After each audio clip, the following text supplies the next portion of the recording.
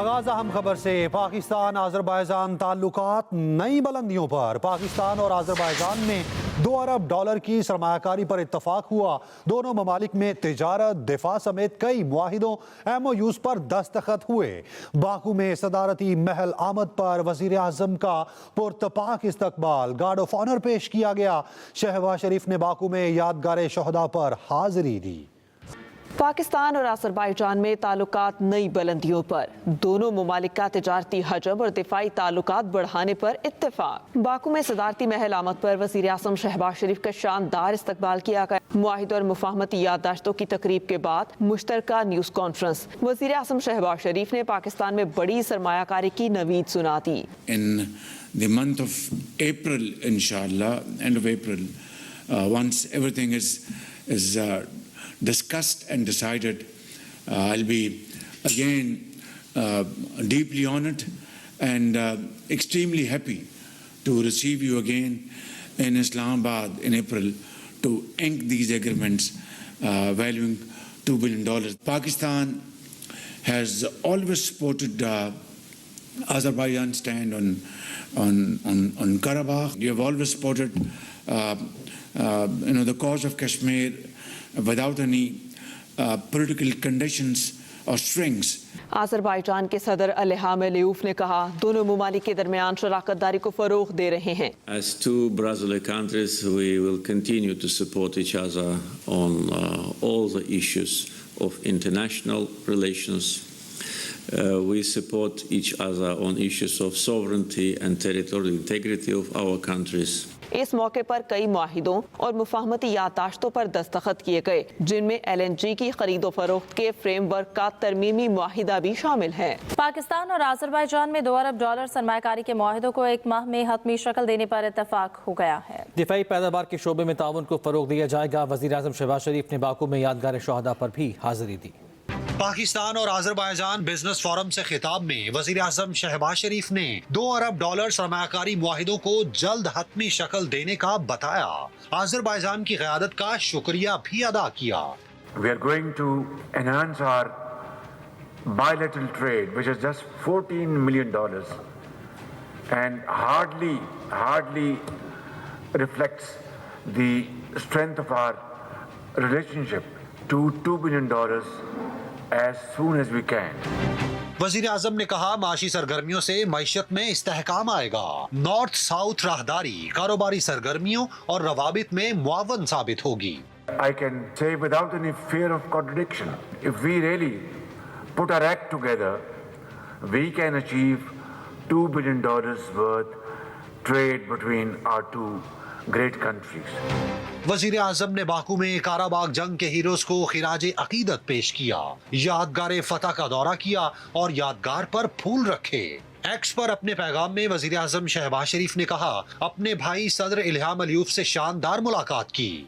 हमारी बातचीत इंतहाई भाईचारे के माहौल में हुई। सदर अलीयूफ के अप्रैल में दौरा पाकिस्तान में तारीखी मुआहिदे पर दस्तखत होंगे। दूसरी जानिब पहले दिन से कह रहा हूं, सब मिलकर मलबा हमारे गले में डालेंगे। सिविलियन के मिलिट्री ट्रायल केस में बेंच सरबरा जस्टिस अमीनुद्दीन के रिमार्क्स। कहा, यह तफरीक कैसे होगी कि कौन सा सिविलियन आर्मी एक्ट में आता है और कौन नहीं। फौजी अदालतों में सिविलियंस के ट्रायल के खिलाफ intra court appeal. Justice Aminuddin Khan की सरबराही में सुप्रीम कोर्ट के 7 रुकनी आईनी बेंच ने केस की समाअत की। दौरान समाअत जस्टिस हसन अजहर रिजवी ने रिमार्क्स दिए, फौजी तनसीबात पर एक ही वक्त में मुख्तलिफ शहरों पर हमले किए गए। हमले किसी सियासी लीडर, पुलिस थाने या गवर्नर हाउस पर नहीं हुए। अगर यही सूरत हाल रही तो अनारकी फैलेगी जो मुस्तकबिल के लिए खतरनाक होगी। इसका मुस्तकबिल में सद्देबाब जरूरी है। बानी PTI के वकील उज़ैर भंडारी ने दलाइल दिए और कहा, आर्मी एक्ट कलअदम हो गया तो भी इंसदाद दहशत गर्दी का कानून मौजूद है।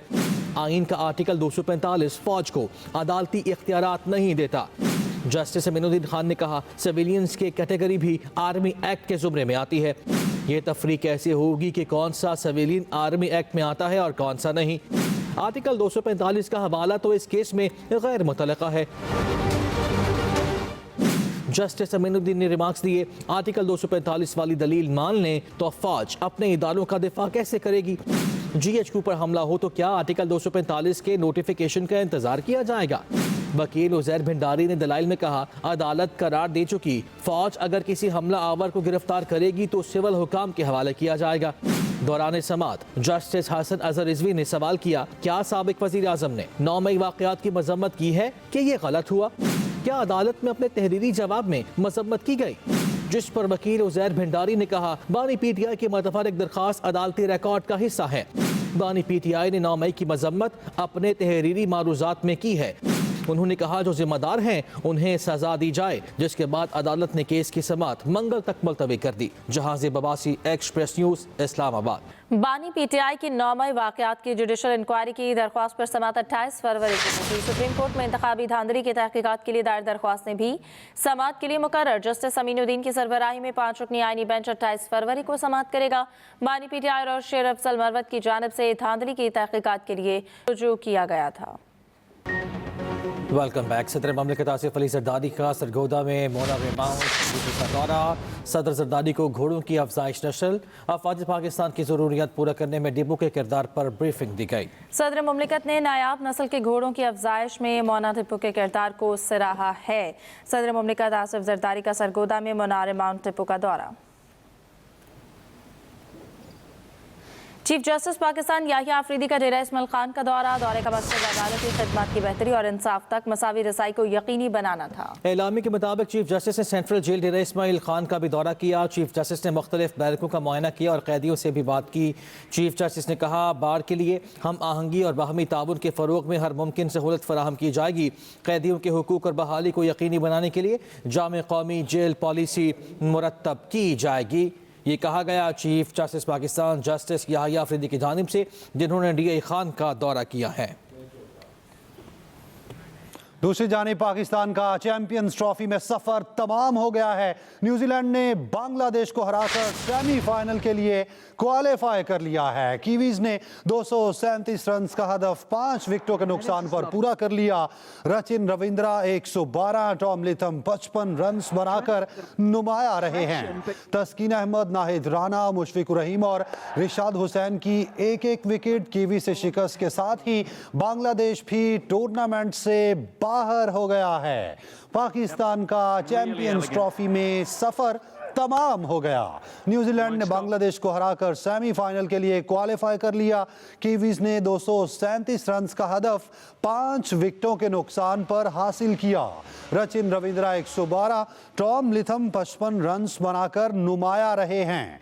तस्कीन अहमद, नाहिद राना, मुस्तफिजुर रहमान और रिशाद हुसैन की एक एक विकेट कीवी से शिकस्त के साथ ही बांग्लादेश भी टूर्नामेंट से बाहर हो गया है और पाकिस्तान का भी चैंपियंस ट्रॉफी में सफर तमाम हो गया है। न्यूजीलैंड ने बांग्लादेश को हराकर सेमीफाइनल के लिए क्वालिफाई कर लिया। कीवीज ने 237 रन का हदफ 5 विकेटों के नुकसान पर पूरा कर लिया। Rachin Ravindra 112, Tom Latham 55 run बनाकर नुमाया रहे हैं। तस्कीन अहमद, नाहिद राना और रिशाद हुसैन ने एक एक विकेट हासिल की है। कीवी से शिकस्त के साथ ही बांग्लादेश का भी चैंपियंस ट्रॉफी का सफर तमाम हो गया है। पाकिस्तान का चैंपियंस ट्रॉफी में सफर तमाम हो गया। न्यूजीलैंड ने बांग्लादेश को हराकर सेमीफाइनल के लिए क्वालिफाई कर लिया है। कीवीज ने 237 रन का हदफ 5 विकेटों के नुकसान पर हासिल किया है। Rachin Ravindra 112, Tom Latham 55 run बनाकर नुमाया रहे हैं। तस्कीन अहमद, नाहिद राना और रिशाद हुसैन ने एक एक विकेट हासिल की है। कीवीज से शिकस्त के साथ ही बांग्लादेश भी टूर्नामेंट से बाहर हो गया है और पाकिस्तान का भी चैंपियंस ट्रॉफी का सफर तमाम हो गया। तमाम अगर मगर की कशमकश खत्म हुई और इसी के साथ ही पाकिस्तान का चैंपियंस ट्रॉफी में सफर भी तमाम हो गया है। न्यूजीलैंड ने बांग्लादेश को हराकर सेमीफाइनल के लिए क्वालिफाई कर लिया है। कीवीज ने 237 रन का हदफ 5 विकेटों के नुकसान पर हासिल किया। Rachin Ravindra 112, Tom Latham 55 run बनाकर नुमाया रहे हैं। तस्कीन अहमद, नाहिद राना और रिशाद हुसैन ने एक एक विकेट हासिल की। Welcome back. सिक्योरिटी फोर्सेस का खैबर में ऑपरेशन 10 खवारिज हलाक हो गए। SPR के मुताबिक फोर्सेस ने 23 और 24 फरवरी के दरमियानी रात बाग में ऑपरेशन किया। फौजी दस्तों ने खवारिज के ठिकाने को मौसर अंदाज से निशाना बनाया है। खवारिज के खात्मे के लिए सैनिटाइजेशन ऑपरेशन जारी है। ये बताया गया है ISPR की जानिब से। अहम खबर, सिक्योरिटी फोर्सेज ने खैबर में ऑपरेशन में 10 खवारिज जहन्नुम हासिल किए हैं। ISPR के मुताबिक फोर्सेज ने 23 और 24 फरवरी के दरमियानी रात बाग में ये ऑपरेशन किया है। रहनुमा PTI असद कैसर का कहना है कि पीपल्स पार्टी इक़्तिदार में होने के बावजूद पानी के मसले पर खामोश है। पीपल्स पार्टी की बात नहीं मानी जा रही तो हुकूमत से अलग हो जाए। ऑपोजिशन इत्तेहाद के 26 और 27 फरवरी को इस्लामाबाद में एक कॉन्फ्रेंस के इनेकाद का भी फैसला। कभी खबर आपको दें कि पंजाब में सड़क को चूना लगाने की कोशिश में कौमी ख़जाने को चूना लगा दी गया। मुशीर इत्तलात KP बैरिस्टर सैफ की जानिब से ये तंज किया गया है। उनकी जानिब से ये कहा गया कि पंजाब में सड़क को चूना लगाने के लिए पंजाब की जो बजट है उसको चूना लगा दिया गया है। ये कहा गया है बैरिस्टर सैफ की जानिब से। पंजाब में जो सड़क है उस पर तनकीद की गई है। वो कहते हैं कि कौमी ख़जाने को चूना लगा दिया गया। मुशीर इत्तलात KP बैरिस्टर सैफ ने कहा कि सिर्फ टिकटॉक बनाने की गर्ज से बनाए गए मनसूबों का यही हाल होता है।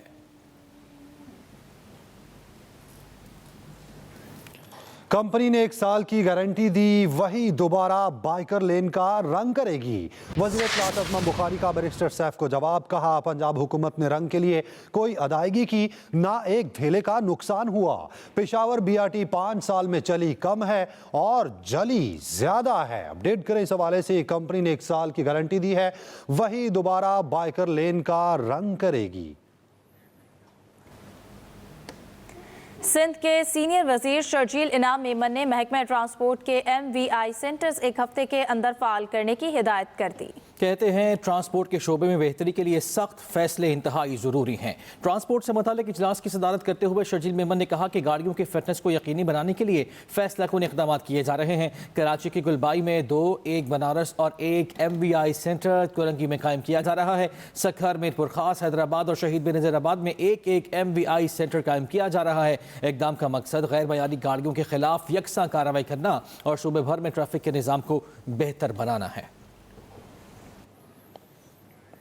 चेयरमैन वापडा lieutenant general retired Sajjad Ghani ने मोहम्मद डैम प्रोजेक्ट का दौरा किया और अहम साइट्स पर तामीराती काम का जायजा लिया है। चेयरमैन वापडा को ब्रीफिंग में बताया गया है कि स्पिलवे पर जारी कंक्रीट का काम शेड्यूल से आगे है।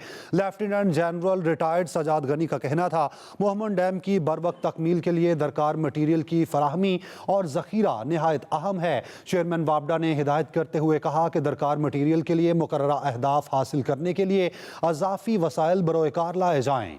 प्रोजेक्ट की बरवक्त तकमील और तामीराती मयार को हर सूरत यकीनी बनाया जाए।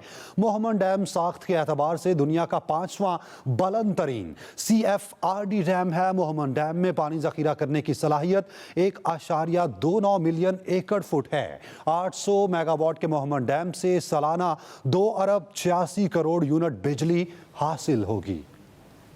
माह रमज़ान की बात कर ली जाए तो पाकिस्तान में पहला रोज़ा 2 मार्च को होने का इम्कान है। तर्जुमान स्पार्को के मुताबिक 28 फरवरी को चांद नजर आने का इम्कान नहीं है। सऊदी अरब में रमज़ान मुबारक 1 मार्च से शुरू होगा, ये बताया जा रहा है। तर्जुमान स्पार्को की जानिब से पाकिस्तान में पहला रोज़ा 2 मार्च को होने का इम्कान है। माह रमज़ान के लिए पंजाब में स्कूल्स के औकात कार तब्दील। स्कूल सुबह 8:30 बजे लगेंगे, 1 बजे छुट्टी होगी। तो माह रमज़ान के लिए पंजाब में स्कूल्स के औकात कार तब्दील कर दिए गए हैं। स्कूल सुबह 8:30 बजे लगेंगे, 1 बजे छुट्टी होगी। दूसरी जानिब private medical and dental colleges की सालाना फीस 12 लाख रुपए मुकर्रर करने की तजवीज़। वज़ीर आज़म की तश्कील करदा आला इख्तियाराती कमेटी ने फ़ीसों के तयन के लिए सिफारिशात तैयार कर ली हैं। वजारत सेहत का कहना है कि private medical and dental colleges सालाना 25 से 30 लाख रुपए फ़ीस ले रहे हैं। ज़राए के मुताबिक 2010 में निजी मेडिकल कॉलेज की सालाना फ़ीस 5 लाख रुपए थी, जो 15 साल में 25 लाख तक पहुँचा दी गई। कमेटी ने ज़्यादा से ज़्यादा फ़ीस सालाना 12 लाख रुपए मुकर्रर करने की तजवीज़ इसहाक डार को 8 साल कर दी है। इसहाक डार की मंजूरी के बाद फीस PMDC काउंसिल से मंजूरी कराई जाएगी। आगे बढ़े और अब आपको बताएं कि बारिशें बरसाने वाला सिस्टम आज रात मुल्क में दाखिल होगा। महकमा मौसमियात की कल से 1 मार्च तक बारिशों की पेशगोई। जबकि पंजाब, KP, बलूचिस्तान, गिलगित बल्तिस्तान और आज़ाद कश्मीर में बारिशों और बर्फबारी का इम्कान भी जाहिर किया जा रहा है।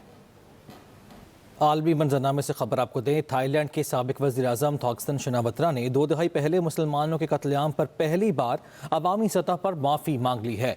25 अक्टूबर 2004 को थाई सिक्योरिटी फोर्सेज ने एक पुलिस स्टेशन के बाहर एहतजाज करने वाले मुजाहिरीन पर फायरिंग की थी, जिससे 7 अफराद हलाक हुए थे। उस वाक़े के बाद 78 मुजाहिरीन को फौजी ट्रकों में भर कर ले जाया गया, जहाँ ऑक्सीजन की कमी के बायस उनकी हलाकत हो गई। वाक़या थाईलैंड के मुस्लिम अक्सरियती जनूबी इलाकों में रियासती जबर की अलामत बन चुका है, जहाँ अलहदगी पसंद ज्यादा खुद मुख्तारी का मुतालबा कर रहे हैं। सब तक के लिए इतना ही। मज़ीद किसी भी खबर की तफसील जानने के लिए विजिट कीजिए express.tk। आप हमें फेसबुक और एक्स पर फॉलो कर सकते हैं। तो देखते रहिए एक्सप्रेस न्यूज और रखिए हर खबर पर नजर।